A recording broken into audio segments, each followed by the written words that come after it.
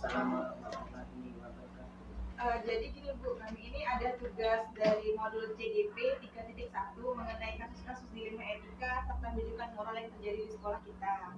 Nah, kami ditugaskan untuk mewawancarai kepala sekolah mengenai kasus-kasus dilema etika atau rujukan moral.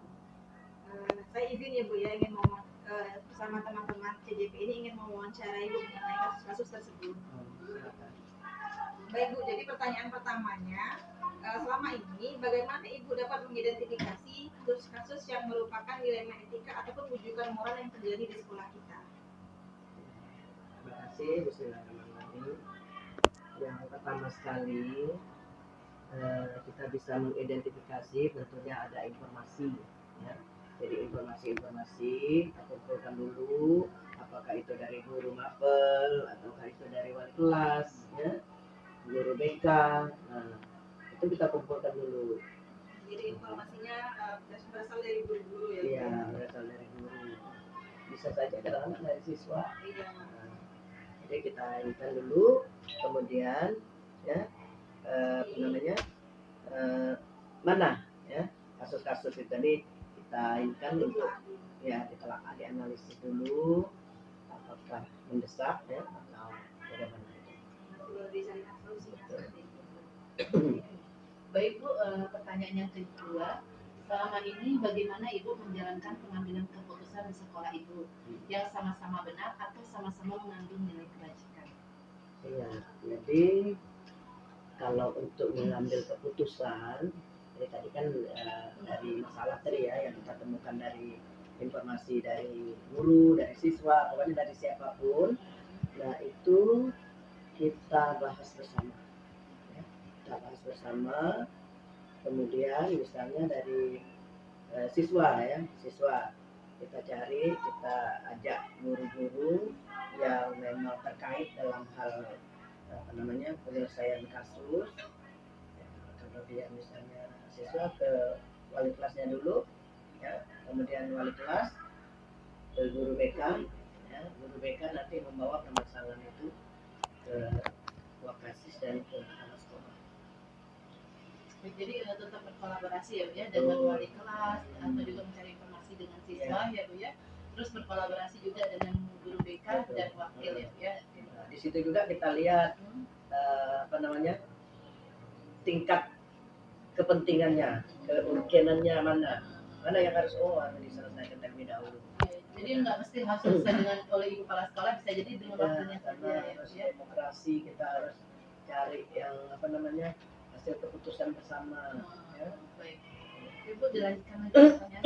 Baik Bu, untuk pertanyaan yang ketiga ini saya ingin menanyakan berarti langkah-langkah atau prosedur seperti apa yang biasa Ibu lakukan?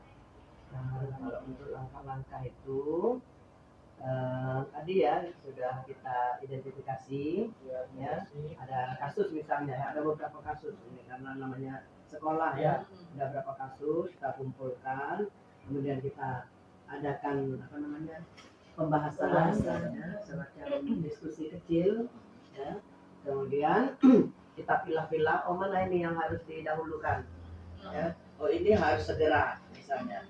Nah ini yang kita bahas, tetapi tidak menggugurkan yang kasus yang lainnya tadi, tetap kita bahas ya, tetap kita tindak lanjuti. Tapi mana yang harus ini yang segera, tidak bisa ditunda. Nah, kayak gitu. Berarti langkah-langkahnya itu melihat dari tingkat kearjanannya, yang mana yang penting dan mendesak. Mungkin itu Bu pertanyaan saya, dan pertanyaan berikutnya ditanyakan oleh Bu Marta. Baik Bu, terima kasih Bu. Pertanyaan berikutnya, hal-hal seperti apa yang selama ini Ibu anggap efektif dalam pengambilan keputusan terhadap kasus-kasus dilema etika? Yang saya anggap efektif ya, yang sudah terjadi tentunya ya, itu ketika kita mendapatkan informasi, saya tidak memutuskan sendiri, tapi saya mengajak, jadi itu efektif sekali ya. Kemudian pada tatarannya sampai kepada guru BK ya, ini ada tahapannya. Jadi bukan satu kali kasus ini, kalau misalnya anak ya, siswa, di kasus siswa satu kali langsung misalnya anak tidak sekolah yang lama, langsung surat pemberhentian, tidak. Jadi ada tahapannya. Ya, jadi itu. Jadi melalui prosedur, Betul, tahapan Bu ya, betul. sehingga permasalahan yang dihadapi teratasi dengan baik. Ya, itu sangat efektif Iya. sekali. Kolaborasi tadi Bu ya. Ya, kalau memang dia memang ibaratnya masih mau sekolah, kalau Iya. di kasusnya siswa tadi ya, Iya. itu dia apa namanya berhasil ya, berhasil. Jadi kadang-kadang guru BK kunjungan rumah kan, Iya. ya. Jadi tidak serta merta langsung Iya. kayak itu, ya. Ada tahapannya Ada ya Bu ya. tahapannya, ya. Oke, Bu. Pertanyaan selanjutnya akan dilanjutkan oleh Ibu Mary. Silakan Bu Mary. Jadi tadi kalau efektif sudah dijawab, kemudian apa sih merupakan tantangan bagi Ibu dalam mengambil keputusan di kasus-kasus dilema etika ini? Iya, betul sekali. Itu tantangannya kalau yang sifatnya apa namanya bersentuhan dengan hukum, ya, dengan kebijakan. Nah ini di satu sisi rasa ya, kita kadang-kadang tidak tega. Kadang-kadang kita memikirkan orang tuanya kalau untuk siswa ya. Kalau untuk guru ya, kadang-kadang kita harus mempertimbangkan, mohon maaf ya. Misalnya dia tidak bisa datang pagi karena transportasi. Iya. Nah ini dilema etika ya. Jadi ada tatarannya, kita bisa tolerir ya, bisa ditolerir. Tapi sebenarnya itu juga menjadi problem bagi kita ya kan. Adakah nanti menimbulkan kecemburuan yang lainnya ya kan. Nah, jadi itu. Tantangannya tadi ada rasa-rasa kemanusiaan yang masih Betul. muncul ketika ada kasus-kasus seperti ini. Ya, jadi tetap pada akhirnya kita kembalikan ke kita pakai dasar hukum yang mana, dan yang bersangkutan itu harus tahu, oh ini loh dasar hukumnya. Iya. Ya, Kembali ke kebijakan. ya. Dan dia harus tahu Iya. ada kebijakan itu, harus disosialisasikan. Ibu, pertanyaan selanjutnya nanti dilanjutkan oleh Ibu Waltas ya. Baik Bu, ini pertanyaan yang keenam. Apakah Ibu memiliki sebuah protokol atau jadwal dalam sebuah penyelesaian kasus dilema etika? Apakah Ibu langsung menyelesaikan di tempat atau memiliki sebuah jadwal untuk menyelesaikannya? Bentuk atau prosedur seperti apa yang Ibu jalankan? Ya, terkait yang ini ada yang terjadwal, ya. Dalam pembinaan misalnya kita dalam rapat rutin itu kalau untuk guru itu sekaligus pembinaan itu terjadwal. Iya. Ya. Ada yang tidak terjadwal dan harus saat itu juga. Ya, jadi melihat apa namanya apa permasalahannya, apa kasusnya. Jadi nggak bisa dong kalau misalnya oh ini harus diselesaikan sekarang, nanti saja lah belum waktunya. Iya. Bisa. Jadi tetap kita lihat kepentingannya, tingkat kepentingan harus segera diselesaikan. Ya. Jadi- Maka bisa saja saya mengajak guru-guru rapat pada saat itu. Mendadak Ya, ya. kalau memang. Jadi tergantung kepentingan ya, Bu, ya. Tergantung Kepentingan apakah Jadi ada dua macam, ada Iya, yang terjadwal, dan ada tidak yang terjadwal ya, Bu, ya. Kondisional. Ya, kondisional. Oke, baik Bu, dilanjutkan lagi selanjutnya oleh Pak Noviansyah, pertanyaan selanjutnya. Ya, Bu, mungkin tadi kan sudah ada terjadwal dengan kondisional. Nah, sekarang ini Bu, adakah seseorang atau faktor-faktor yang membantu Ibu untuk mengambil keputusan Ya. dalam masalah etika? Tetap ada. Ya. Jadi kan di struktur organisasi ini kan ada guru mapel, ya, ada wali kelas, ada guru BK. Nah, orang-orang inilah yang membantu saya. Ya. Jadi hasil keputusan bersama itu menjadi kuat dan tidak saling menyalahkan. Kalau misalnya yang kita putuskan ternyata di kemudian hari salah, Bisa dipertanggungjawabkan Bu. kita bertanggungjawabkan bersama-sama. Tapi memang benar kepala sekolah yang mengambil keputusan setelah mendengarkan masukan-masukan dari guru-guru ya. Dan baru mungkin itu dengan pertanyaan 8 yang akan dilaksanakan oleh Bu Marta. Baik Bu, ini pertanyaan terakhir dari kami Bu. Jadi dari permasalahan yang telah disampaikan, berbagai solusi dan tahapan, kemudian Ibu pembelajaran apa yang bisa kami petik atau Ibu petik dari pengalaman Ibu dalam pengambilan keputusan terhadap proses kasus dilema ini?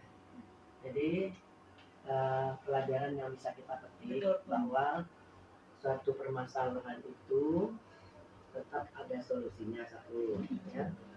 Dan harus kita selesaikan secara bermusyawarah, Iya. ya, baik kepada yang bersangkutan maupun secara pintaran di sekolah, Iya. ya.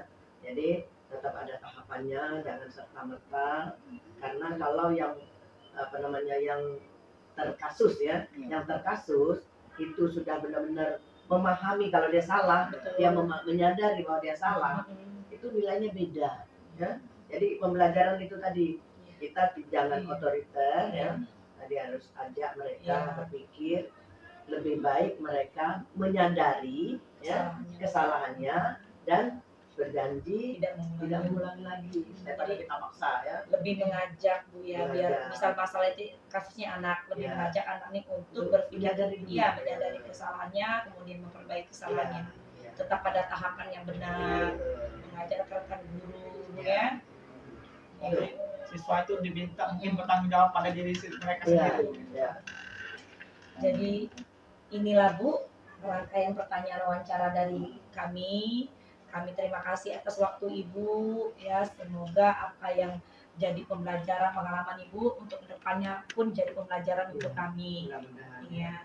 Kami ucapkan Bu terima kasih banyak. Kami akhiri dengan budaya. Wassalamualaikum warahmatullahi wabarakatuh. Waalaikumsalam warahmatullahi wabarakatuh.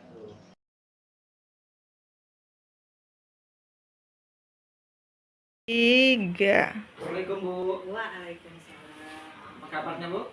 Alhamdulillah sehat. Oh. Bapak apa kabar? Alhamdulillah sehat juga Bu. Kemarin kita terakhir ketemu di MGMP ya Bu? Iya. Nah sekarang saya minta bantuan ya Bu ya. Mohon maaf ya Bu, saya mengganggu waktunya sebentar.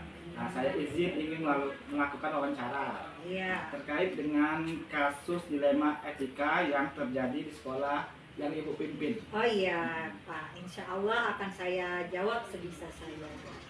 Baik, terima kasih Bu. Saya izin memulai untuk wawancaranya ya. Iya boleh. Selama Ibu memimpin, kira-kira bagaimana cara Ibu mengidentifikasi kasus-kasus yang terjadi di sekolah? Contoh seperti apa kasus dilema etika atau bujukan moral?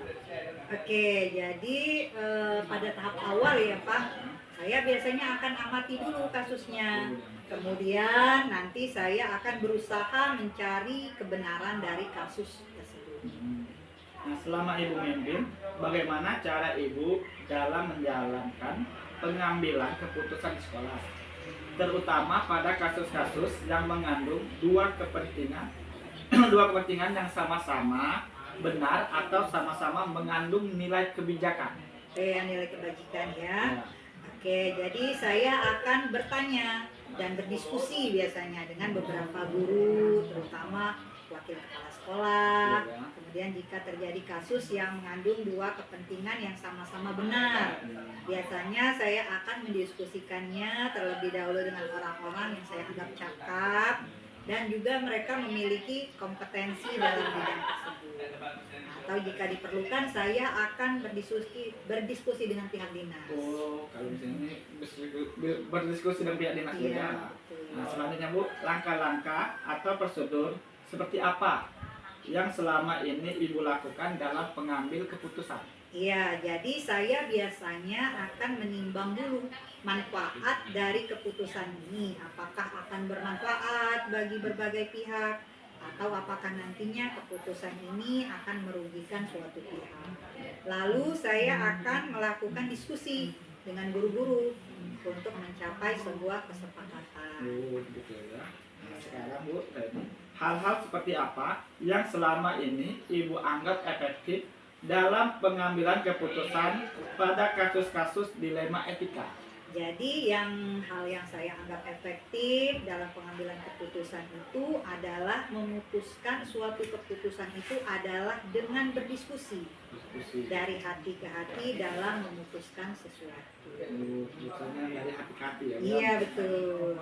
Terus hal-hal apa saja yang selama ini merupakan tantangan dalam pengambilan keputusan pada kasus-kasus dilema etika?